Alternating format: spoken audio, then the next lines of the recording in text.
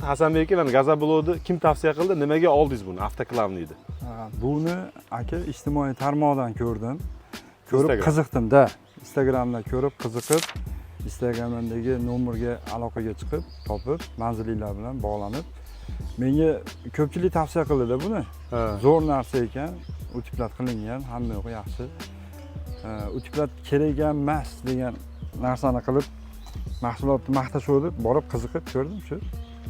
Ma'qul keldi. Mana o'z qo'lingizga oldingiz, Gazabulodni ko'rdingiz, yetib kelishi to'g'ri, texnik nosozliklar sabab aytgan vaqtimizdan 2 kun kech qolib keldi. Bu biz o'zimiz kompaniyamiz ozgina muammosi, buni tan olib aytish kerak. Doim hamma chiroyli qilib ko'rsatsak ham bo'lmaydi.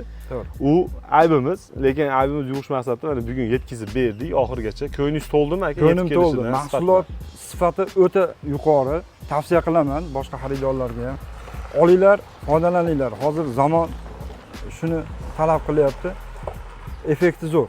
Utiplat ichida hamma yo'g'i zo'r. Mahsulotga gap bo'lishi mumkin emas. Zo'r. Hali hamma tavsiya qilib, hamma gapirib yurgan xonaki Gazabulod emas. Yo'q.